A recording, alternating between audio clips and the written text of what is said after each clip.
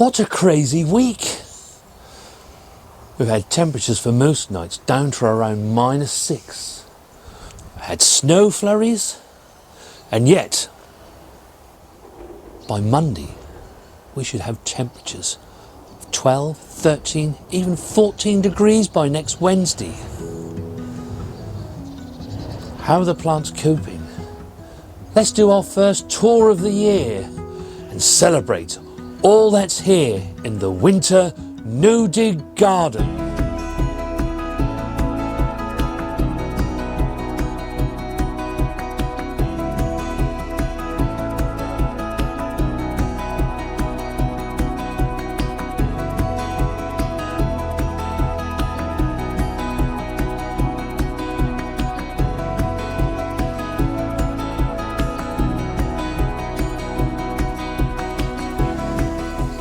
Let's have a bit of a change, Mrs. W. We'll start in plot 4.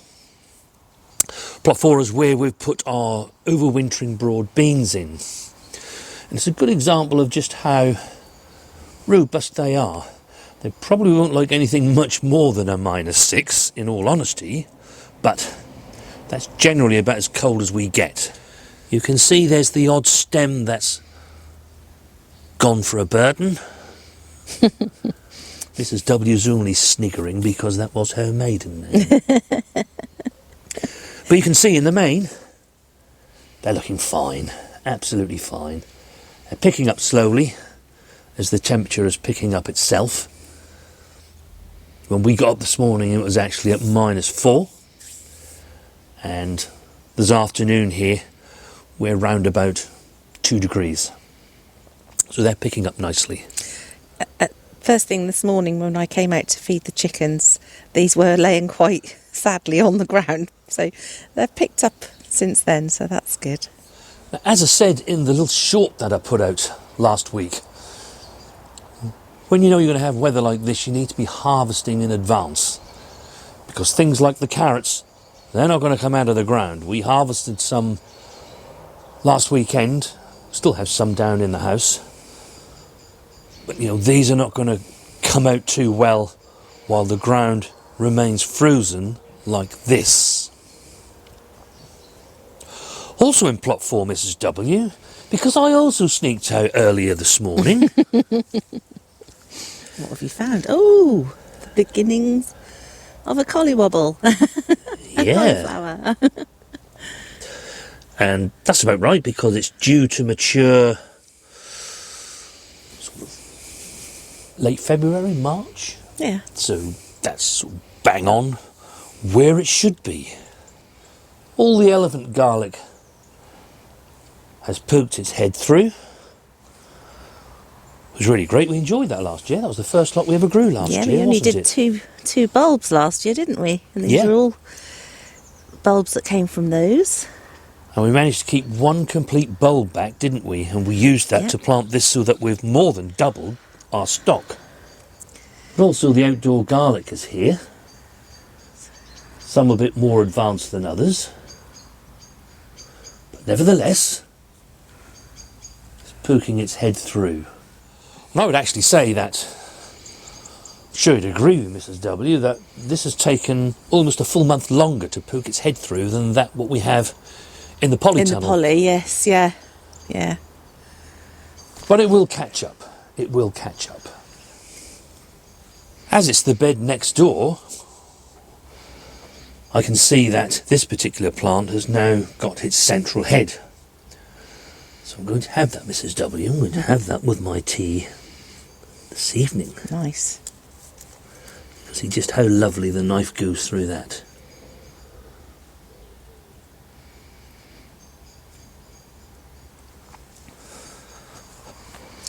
There's quite a few side shoots now going to come. Now you've done that as well, isn't there? It's lovely.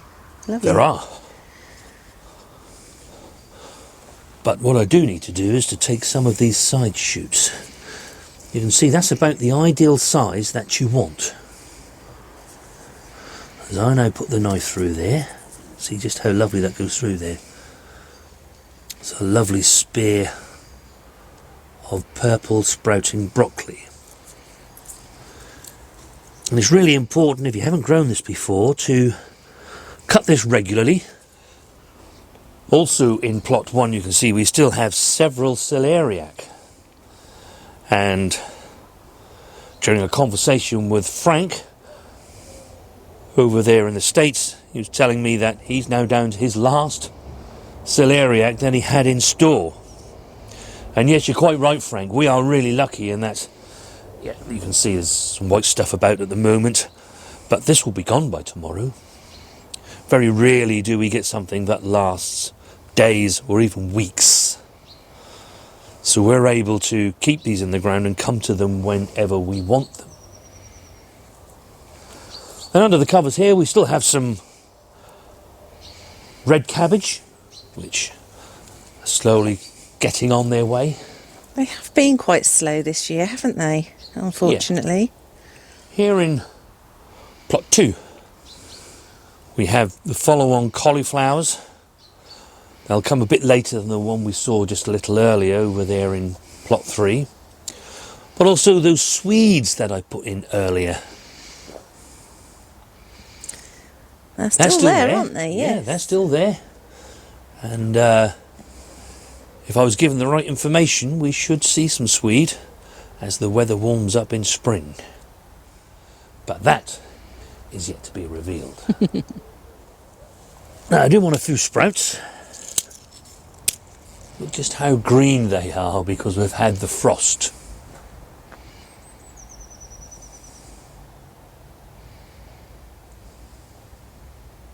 But still lovely. And of course, these nice frosts, they will make these taste even sweeter.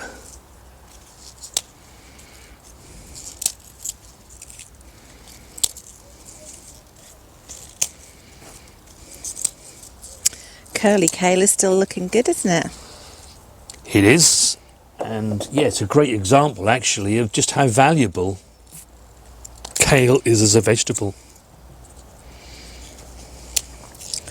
It gives you lots of harvests. We've harvested all the way down that stem, starting at the bottom, and we just keep going up, don't we? Yeah. This is a great veg. Really, really, really good as well. And of course, when you keep picking it, it keeps giving you younger and younger leaves that keep coming. This will pick up again big time within the next month or so, but we're still enjoying the leaves that are there. And it's the same with the Cavallonero. You can see the young leaves now starting to produce. We've still got these to eat. While we're going about this tour, it's a really good chance to really understand your garden. If you look down here, this side of the garden is still covered in snow and it's still rock hard. Yet this side is completely thawed out. And you do have things in your garden called microclimates, and that's exactly what they are. On that side of the garden, it's a different day. It's nice and sunny over here. It's hitting the top of all the plants. The ground is soft and it's thawed out. But here, it's still very, very cold. As I say, a completely different day. And this time last week, I was taking up some leeks, parsnip, carrots, because I knew we were going to be getting all of this really cold weather.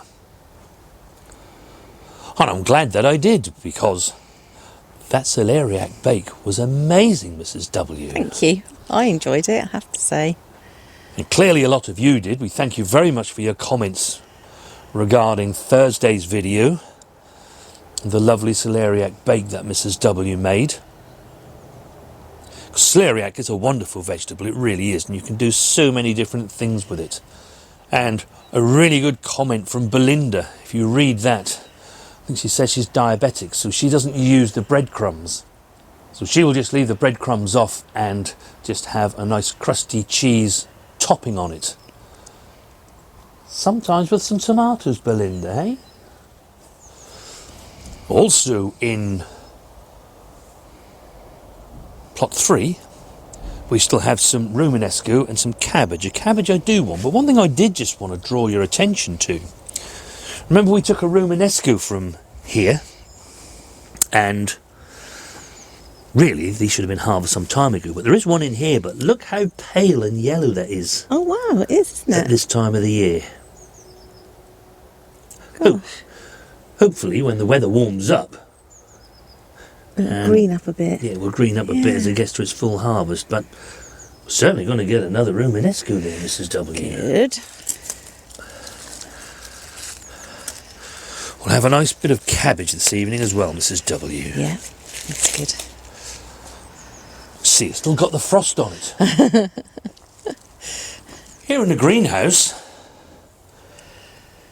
all of the glass, it was all frozen, and you could see that it was really cold, and these plants had gone a bit limp, hadn't they? They had, yeah.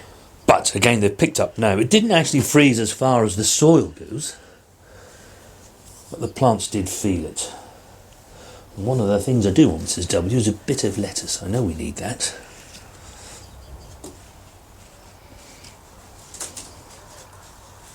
The spinach is standing quite well, isn't it? This is, I put this in here October time, was it? Or was it November? I think it was November, it was a bit later. It was later, wasn't it? Yeah. We did the Polytunnel first, didn't we? Yes. Now this time of the year, of course, any lettuce that you have in the greenhouse, or poly, it's going to be growing very slowly. But every week or so, there's usually a few leaves ready to pick. This is the winter density. I know Frank was quite interested in that. It is a lovely lettuce, and unlike the Arctic King, this is a bit more ribbed, isn't it? Yes. Than this one. They're both nice flavour though. They are indeed. They are indeed. I'm quite surprised that the flowers that I brought in here in autumn are still desperately trying to flower, aren't they? The osteospermums. Yeah. Still getting... Which really just goes to show you that, you know, it didn't freeze within. It was from the outside where all the frost happened. Because they are killed off by frost, aren't they? They can be, yes. We had one grown in here for 3 or 4 years, and that finally succumbed to the frost last year, didn't it? In here, that was that -10. That was, it? yeah, it was. And of course, we have these that are in here. These are even more protected. You see these plants, these lettuce plants here, they look in much better condition than the ones that are in the greenhouse.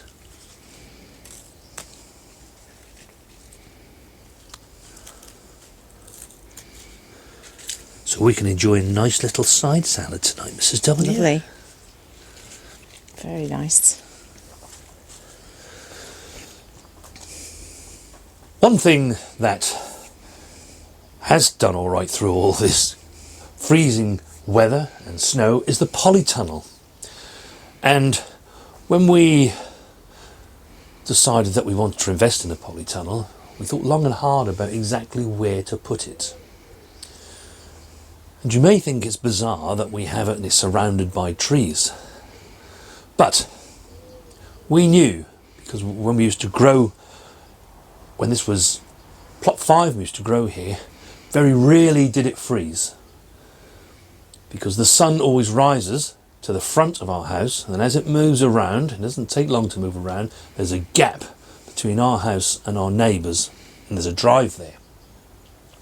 So the sun is already poking its head through there, and it continues along here until it dips behind the trees. Of course, at this time of the year, it won't stay high enough to be able to be up here, but certainly by the time it gets to here, we're still getting sun hitting here. And because it's surrounded, the shed's just the other side, the compost bays are just there, there's fencing there, and the woodland behind us. You can see, nothing is frozen in here. And as a really good example, the broad beans that are in here that are our spares in case we need to replace any. They haven't been touched at all. So it is really worth thinking about where you're going to place your polytunnel, or your greenhouse if you're getting a greenhouse for the first time, where, you know, it won't be in a frost pocket, so that you can continue to grow things over the winter period. All these shallots, they're all through, looking quite amazing actually. They look like they've all split already and divided, don't they? They do, don't they? Yes, yeah. I hope yours are looking like this, Ken, because I know you're trying shallots. You can see they have split already, haven't Yes, they have, yes. That should lead to a really early harvest, hopefully. Garlic is looking better in here too, isn't it? Yes. And the overwintering onions, they're fine. That's about where they should be. And as the weather does warm up and we get towards March, they'll really start to get a shift on. And we'll be able to enjoy some earlier onions. More shallots here. They've all split as well, haven't they? Yeah, they're doing really well. And then you can see here our spring cabbage. Looking forward to when that comes ready, Mrs. W. Yeah. Come April time,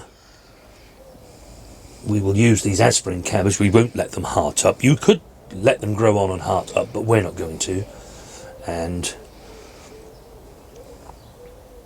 yeah, enjoy some nice spring cabbage. Really heartened to see that the carrots are all okay. And I know they don't look much at the moment, but they're just waiting for some nice warm weather that will see them really start to push on. And there'll be some earlier carrots for us which we'll be able to enjoy come May. That's the state of play in our winter garden. It's still full of abundance and food for us to eat. But with the plans that we made, there is much to come in the future. Do let us know down in the comments how your winter garden is. Have you still got lots of food to eat? And what things did you start off in order that you will get a harvest later on this year? Have a great gardening week, and we shall see you next time.